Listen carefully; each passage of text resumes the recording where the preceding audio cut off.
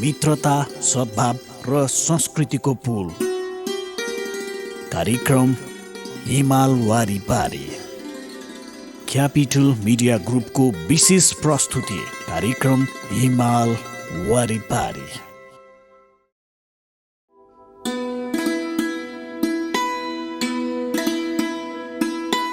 दर्शकवृन्द नमस्कार। कार्यक्रम हिमाल वारिपारीमा यहाँलाई हार्दिक स्वागत छ। हिमाल वारिपारीका हरेक श्रृङ्खलामा हामी नेपाल र चीन बीचको मैत्रीपूर्ण सम्बन्धका विविध आयामहरू प्रस्तुत गर्दछौँ। यसको साथै नेपाल र चीन बीचको मैत्रीपूर्ण सम्बन्धलाई झल्काउने सुखद गतिविधिहरू र नेपाल चीन बीचको आर्थिक, सामाजिक, सांस्कृतिक गतिविधिहरू अनि चीनका बारेमा विविध जानकारीमूलक सामग्री हामी कार्यक्रममा प्रस्तुत गर्दछौँ। यो कार्यक्रम तपाईले क्यापिटल टिभी एचडी र हाम्रो आधिकारिक युट्युब च्यानलबाट पनि हेर्न सक्नुहुनेछ। दर्शकवृन्द, नेपाल र चीन बीचको सम्बन्ध भौगोलिक रूपमा मात्र होइन, ऐतिहासिक रूपमा पनि अत्यन्तै लामो छ। नेपाल र चीन बीचको सम्बन्ध अविच्छिन्न पारस्परिक रूपमा अगाडि बढिरहेको छ। स्वाभाविक रूपमा चीनले आर्थिक समृद्धिमा गरेका महत्त्वपूर्ण उपलब्धिहरू, चीनका भगाइहरू र त्यसबाट नेपालले लिन सक्ने लाभहरू प्रचुर मात्रामा रहेका छन्।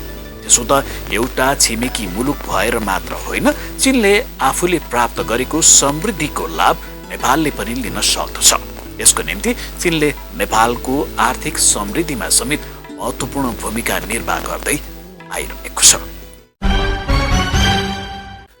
दर्शकवृन्द, भैरव हवाई स्थित गौतम बुद्ध अन्तर्राष्ट्रिय विमानस्थलको निर्माण कार्य अन्तिम चरणमा पुगेको छ। अन्तर्राष्ट्रिय विमानस्थलका रूपमा निर्माण गर्न चिनिया company north west civil aviation कम्पनीले जिम्मेवारी पाएको थियो।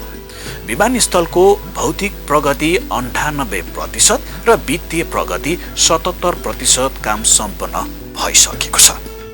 प्रस्तुत छ एक रिपोर्ट। रूपन्देहीको भैरवा स्थित गौतम बुद्ध अन्तर्राष्ट्रिय विमानस्थलको निर्माण कार्य अन्तिम चरणमा पुगेको छ। अन्तर्राष्ट्रिय विमानस्थलका रूपमा निर्माण गर्न चिनिया कम्पनीको नर्थ वेस्ट सिभिल एभिएसन कम्पनीले 6 अर्ब 22 करोड 51 लाख 20,227 रुपैयाँमा ग्लोबल टेन्डरबाट ICV01 प्रोजेक्ट सन् 2017 डिसेम्बर 31 सम्म सम्पन्न गर्ने सम्झौता गरेको थियो।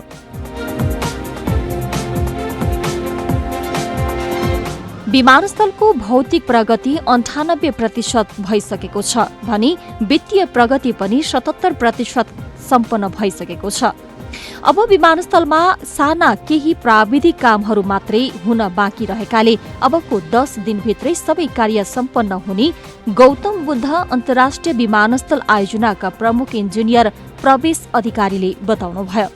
प्राविधिक कामहरूलाई सम्पन्न गर्नका लागि सरकारले थाइल्याण्ड सरकारसँग कूटनीतिक पहल थालेको पनि प्रमुख इन्जिनियर अधिकारीले बताउनुभयो। आयोजना अन्तर्गतका मुख्य भौतिक संरचना निर्माणको काम करिब सम्पन्न भइसकेको अवस्था हो। यद्यपि हामीसँग केही साना प्राविधिक कामहरू बाँकी छन्। जस्तै त्यसमा मुख्यतया हाम्रो ठेक्का सम्झौता अनुसार 2टा प्याकेजमा चाहिँ ठेक्का सम्झौता भएको हो। पहिलो प्याकेज जुन चिनिया company north west civil aviation airport construction ग्रुपले गरेको थियो, त्यसलाई हामी ICV01 भन्छौँ। त्यो अन्तर्गतको मुख्य काम अब बाँकी भनेको टर्मिनल बिल्डिङभित्रको फल सिलिङसँग रिलेटेड कामहरू र फर्निचर फर्निसिङ्सका कामहरू मुख्य बाँकी कामहरू पर्छ।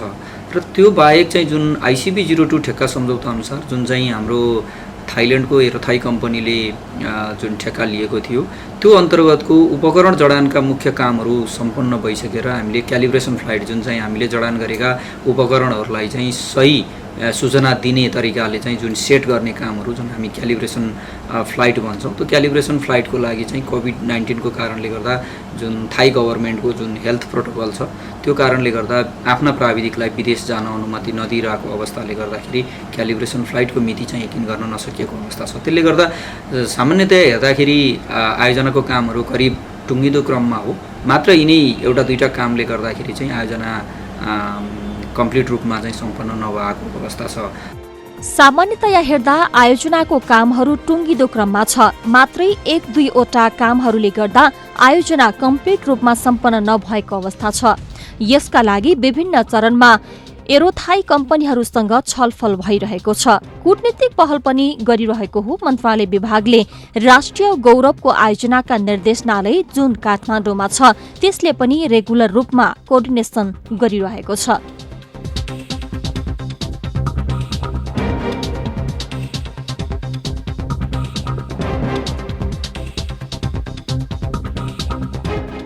गौतम बुद्ध अन्तर्राष्ट्रिय विमानस्थल प्रमुख इन्जिनियर अधिकारीले अहिले बनिरहेको टर्मिनल बिल्डिङ रिलेटिभ रूपमा सानो भएको सरकारको अनुमान रहेकाले यसलाई ठूलो बनाउनुपर्ने विषयमा अध्ययन भइरहेको बताउनुभयो। उहाँले यो टर्मिनल बिल्डिङले मात्रै 400 सेवाग्राहीलाई सेवा दिन सक्ने भएकाले अन्तर्राष्ट्रिय विमानस्थलका लागि यो पर्याप्त नहुने भन्दै नेपाल सरकार र नेपाल नागरिक उड्डयन प्राधिकरणले नयाँ टर्मिनल बिल्डिङ बनाउने विषयमा अध्ययन गरिरहेको बताउनुभयो। सेकेन्ड टर्मिनल, अब टर्मिनल बिल्डिङ रिलेटिभ जुन अहिले हामीले जुन टर्मिनल बनिरहेको टर्मिनल देख्छौँ त्यो रिलेटिभ रूपमा अलिकति सानो टर्मिनल बिल्डिङ लाग्ने भएको र क्यापासिटीको हिसाबले पनि प्रति घण्टा मात्र 400 प्यासेन्जरलाई सर्भिस दिन सक्ने भएको कारणले गर्दाखेरि इन्टरनेसनल एयरपोर्टको लागि यो इन्टरनेसनल टर्मिनल बिल्डिङ रिलेटिभ सानो हुन्छ भन्ने तरिकाले नेपाल सरकारले, नेपाल नागरिक उड्डयन प्राधिकरणले यो नयाँ टर्मिनल बिल्डिङ चाहिन्छ भन्ने तरिकाले आफ्नो अध्ययन अगाडि बढाएको अवस्था छ। करिब डिजाइन चाहिँ करिब टुङ्गिदो क्रममा होला। बाँकी प्रोक्युरमेन्टका कामहरू अगाडि बढिसकेपछि मात्रै कहिलेदेखि काम सुरु हुन्छ भन्ने कुराहरू यकिन गर्न सकिने अवस्था हुन्छ। विदेशबाट दक्ष जनशक्ति र जहाज सहितको उपकरण ल्याउन नसक्दा क्यालिब्रेसन फ्लाइट अनिश्चित बनेको बताउनुभयो। विमानस्थलमा क्यालिब्रेसन फ्लाइट भएको करिब 3 महिनापछि अन्तर्राष्ट्रिय उडान सुरु गर्ने जनाइएको छ। राडर र फ्लाइट प्रणालीको तथ्याङ्क चेक जाँच गर्न क्यालिब्रेसन फ्लाइट गरिन्छ।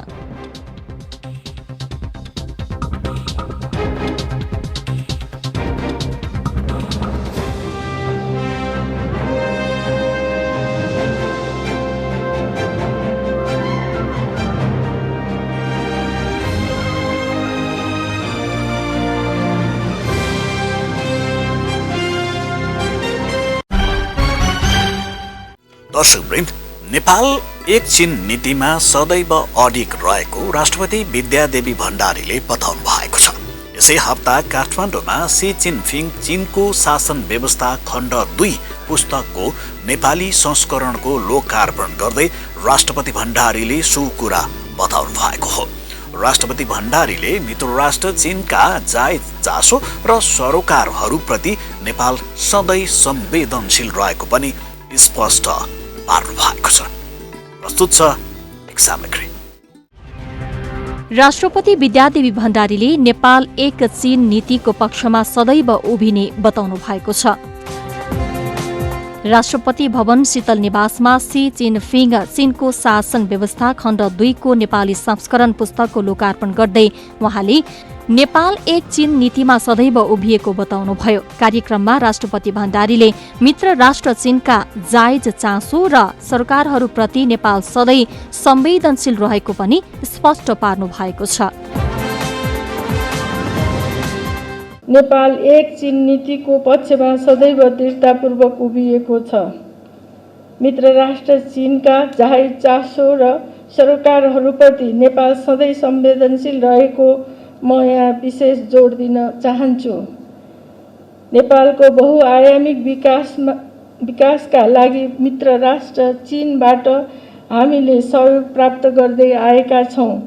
हाम्रा दुवै देशले पारस्परिक मित्रता एवं विकासमा साझेदारीलाई ठूलो महत्त्व दिएका छन्। इतिहासका विभिन्न चरणमा हाम्रा दुवै देशका अग्रजहरूले भौगोलिक विकटताको अवरोधलाई छिचोलेर ज्ञान र प्रगतिको खोजी गरेको तथ्य इतिहासमा अंकित छ। राष्ट्रपति भण्डारीले राष्ट्रपति पूर्वाधारको पनि पूर्वाधारका रूपमा रहेको शिक्षा क्षेत्रको विकासमा चीन सरकारले प्रदान गर्दै आएको सहयोगका लागि आभार प्रकट गर्दै यस क्षेत्रमा हाम्रो साझेदारीलाई थप सघन तुल्याउन पर्ने सुझाव दिनुभएको छ। राष्ट्रपति भण्डारीले विश्वव्यापी महामारीका रूपमा देखिएको कोभिड-19 विरुद्धको खोपलाई विश्व समुदायको सार्वजनिक सेवामा उपलब्ध गराउने र आर्थिक रूपमा सर्वसुलभ बनाई सबैको पहुँच सुनिश्चित गर्ने महामहिम सीको मानवतावादी प्रतिबद्धताबाट नेपाल लगायत विश्वका धेरै देशहरू लाभान्वित भएको भन्दै चिनिया नेतृत्वको उच्च प्रशंसा गर्नुभएको थियो।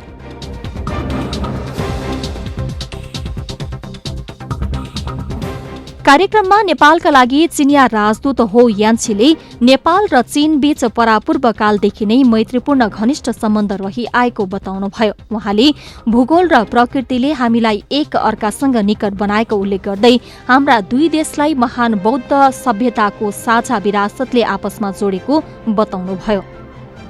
चीन र नेपाल नदी र पहाडले जोडिएका पुस्तौं पुस्ताको मैत्रीपूर्ण छिमेकी र मित्रहरू हुन्। बेल्ट एन्ड रोडको निर्माणको महत्त्वपूर्ण साझेदारहरू पनि हुन्। कूटनीतिक सम्बन्ध स्थापना भएको 66 वर्षदेखि यता चीन र नेपालले सधैँ एक अर्कालाई विश्वास, सम्मान र समर्थन गरिरहेका छन्।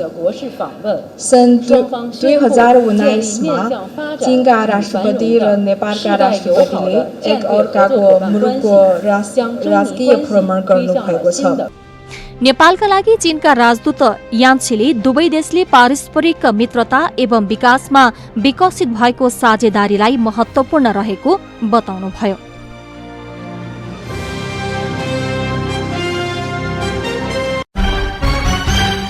दर्शकवृन्द, हिमाल वारिपारीका हरेक श्रृङ्खलामा हामी नेपाल र चीन बीचका मैत्रीपूर्ण सम्बन्धलाई अझै उचाइमा पुर्याउने हेतुले तयार पारिएका विविध गतिविधिहरू प्रस्तुत गर्दछौँ। धेरैलाई चीनका बारेमा जान्ने उत्सुकता हुन सक्दछ। चीनका विशेषताहरू के कस्ता रहेका छन् त? अब हामी प्रस्तुत गर्दैछौँ चीनका बारेमा एउटा जानकारीमूलक सन्दर्भ सामग्री। जनगणतन्त्र चीन मजदुर वर्गको नेतृत्वमा रहेको मजदुर र किसानको मित्रवत गठबन्धनका आधारमा रहेको र जनता प्रजातान्त्रिक शासन व्यवस्था अन्तर्गत रहेको समाजवादी मुलुक हो। समाजवादी व्यवस्था चाहिँ जनगणतन्त्र चीनको मूलभूत राजनैतिक व्यवस्था हो। जनगणतन्त्र चीनको संविधान देशको मूलभूत कानून हो। सामान्यतया संविधानमा एक देशको सामाजिक व्यवस्था सम्बन्धी आधारभूत सिद्धान्त, राष्ट्रिय संस्थाहरूको आधारभूत सिद्धान्त र नागरिकको मौलिक अधिकार तथा कर्तव्य आदि महत्त्वपूर्ण विषयहरू समावेश गरिएका हुन्छन्। कुनै संविधानमा राष्ट्रिय झण्डा, राष्ट्रिय गान, राष्ट्रिय चिन्ह, राजधानी र शासक वर्गद्वारा र राष्ट्रिय जीवनका विभिन्न महत्त्वपूर्ण क्षेत्रमा संलग्न व्यक्तिहरूद्वारा आवश्यक ठानिएका अन्य महत्त्वपूर्ण कुराहरू पनि समावेश हुन्छन्। संविधानमा सर्वोच्च कानुनी अधिकार रहेकाले त्यो अन्य नियम कानुनको निर्माणको आधार पनि हो। ती सबै कानुन र नियमहरू संविधानको भावना र मर्मसित मेल खाने खालका हुनुपर्छ।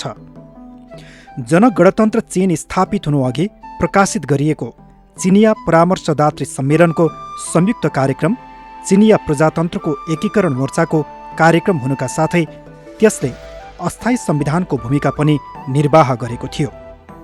उक्त कार्यक्रमलाई चिनिया परामर्शदात्री सम्मेलनको पहिलो पूर्ण बैठकमा पारित गरी सन् 1949 को सेप्टेम्बर 29 तारिकका दिन प्रकाशित गरिएको थियो। त्यसले सन् 1954 मा जनगणतन्त्र चीनको संविधान प्रकाशित हुनुअघि वास्तवमा अस्थायी संविधानको भूमिका पनि निर्वाह गरेको थियो। सन् 1949 को अक्टोबर 1 तारिकका दिन जनगणतन्त्र चीनको स्थापना भएपछि नयाँ चीनले सन् 1954, 1975, 1978 र 1982 मा 4 पटक जनगणतन्त्र चीनको संविधानको तर्जुमा गरी लागू गरेको थियो। चीनको वर्तमान संविधान सन् 1982 को डिसेम्बर महिनाको 4 तारिकका दिन चीनको 5औं राष्ट्रिय जनकांग्रेसको 5औं सम्मेलनमा पारित भएपछि लागू गरिएको हो। यो संविधानको निर्माण सन् 1954 को संविधानका आधारमा गरिएको हो। त्यसमा चीनको समाजवादी विकासको अनुभवको निचोड निकाल्नुका साथै अन्तर्राष्ट्रिय अनुभव पनि समेटिएको छ।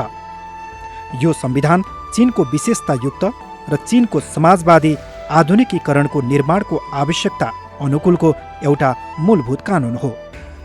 त्यसमा जनगणतन्त्र चीनको राजनैतिक व्यवस्था, आर्थिक व्यवस्था, नागरिकको अधिकार र कर्तव्य, राष्ट्रिय संस्थाको गठन र त्यसको जिम्मेवारी सम्बन्धी परिधि र भविष्यमा देशका मूलभूत कार्यभार आदि विषयहरू समावेश छन्। त्यसका मूलभूत विशेषतामा चीनको आधारभूत राजनैतिक व्यवस्था र सरकारको कार्यभार तोकिनु, 4वटा आधारभूत सिद्धान्त र सुधार तथा खुल्लापनका आधारभूत कार्यनीतिलाई निश्चित गरिनु रहेका छन्। त्यसमा सारा देशका विभिन्न जातिका जनता र सबै सङ्गठनले आफ्ना गतिविधिका क्रममा संविधानलाई आधारभूत सिद्धान्तको रूपमा स्वीकार गर्नुपर्ने र कुनै पनि सङ्गठन वा व्यक्तिलाई संविधान र कानुनको परिधिभन्दा बाहिर जाने वा तिनको उल्लङ्घन गर्ने विशेष अधिकार नभएको कुरा उल्लेख गरिएको छ। यस संविधानमा प्राकथन, मुख्य कार्यक्रम, नागरिकका आधारभूत अधिकार र कर्तव्य, राष्ट्र संस्था, राष्ट्रिय झण्डा, राष्ट्रिय चिन्ह र राजधानी गरी 5वटा भाग समावेश छन्। त्यसमा जम्मा 4 अध्याय 138 बुँदा छन्। यो संविधान लागू भएदेखि यता चीनले संविधानलाई निरन्तर रूपमा पूर्णता दिलाउनका लागि त्यसमा 4 पटक संशोधन गरिसकेको छ। जनगणतन्त्र चीनको संविधानमा जनगणतन्त्र चीनको सर्वाधिकार जनतामा निहित भएको कुरा उल्लेख गरिएको छ। जनताले राज्य सत्ताको सञ्चालन गर्ने अङ्ग चाहिँ राष्ट्रिय जनकङ्ग्रेस तथा विभिन्न तहका स्थानीय जनकङ्ग्रेसहरू छन्। जनकाङ्ग्रेसको व्यवस्था जनगणतन्त्र चीनको मूलभूत राजनैतिक व्यवस्था हो। राष्ट्रिय जनकाङ्ग्रेस तथा विभिन्न तहका स्थानीय जनकाङ्ग्रेसको मनोनयन प्रजातान्त्रिक निर्वाचनका माध्यमबाट गरिन्छ। तिनीहरू जनताप्रति उत्तरदायी हुन्छन् र तिनको जनताद्वारा अनुगमन गरिन्छ। देशको प्रशासन कार्यालय, फैसला कार्यालय र न्यायाधिवक्ता कार्यालयको गठन जनकाङ्ग्रेसबाट गरिन्छ। तिनीहरू जनकाङ्ग्रेसप्रति उत्तरदायी हुन्छन् र तिनको अनुगमन जनकाङ्ग्रेसद्वारा नै गरिन्छ। केन्द्रीय तथा स्थानीय स्तरका सरकारी अङ्गको कामकाज एवं हक अधिकारको विभाजन केन्द्रको एकीकृत नेतृत्वको अधीनमा रहेर विभिन्न स्थानको तत्परता एवं सक्रियताको पूर्ण रूपमा परिचालन गर्ने सिद्धान्त बमोजिम हुने गर्दछ। जनगणतन्त्र चीन एकीकृत बहुजातीय देश हो। विभिन्न थरीका अल्पसङ्ख्यक जातिहरूले बसोबास गरिरहेका ठाउँमा क्षेत्रीय स्वशासन व्यवस्था लागू हुने गर्दछ र ती स्वशासित ठाउँ सबै नै जनगणतन्त्र चीनका अविभाज्य अङ्ग हुन्।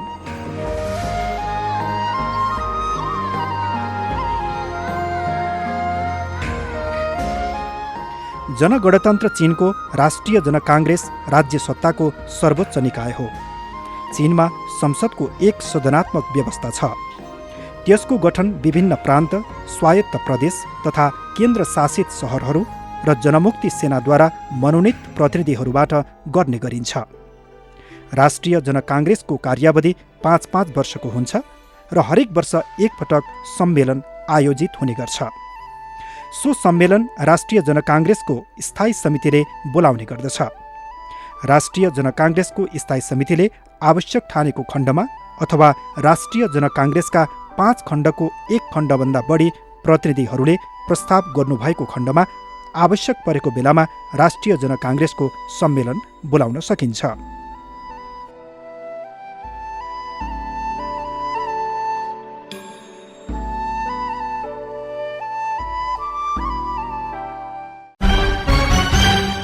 दर्शकवृन्द, हिमाल वारिपारीका हरेक श्रृङ्खलामा हामी नेपाल र चीन बीचका मैत्रीपूर्ण सम्बन्धका विविध आयामहरू प्रस्तुत गर्दछौँ। नेपाल र चीन बीचको मैत्रीपूर्ण सम्बन्धलाई झल्काउने सुखद गतिविधिहरू र नेपाल चीन बीचको आर्थिक, सामाजिक, सांस्कृतिक गतिविधिहरू अनि चीनका बारेमा विविध जानकारीमूलक सामग्रीहरू हामी कार्यक्रममा मूल रूपमा प्रस्तुत गर्दछौँ। आजको श्रृङ्खलामा पनि हामीले यस्तै सामग्रीहरू प्रस्तुत गर्यौँ। हवस् त, आजको श्रृङ्खला यति नै। आगामी श्रृङ्खलामा हामी थप सामग्री लिएर फेरि पनि उपस्थित हुनेछौँ। तबसम्मका लागि हामी सबैलाई बिदा दिनुहोस्। नमस्कार। मित्रता, सद्भाव र संस्कृतिको पुल, कार्यक्रम हिमाल वारिपारी, क्यापिटल मिडिया ग्रुपको विशेष प्रस्तुति कार्यक्रम हिमाल वारिपारी।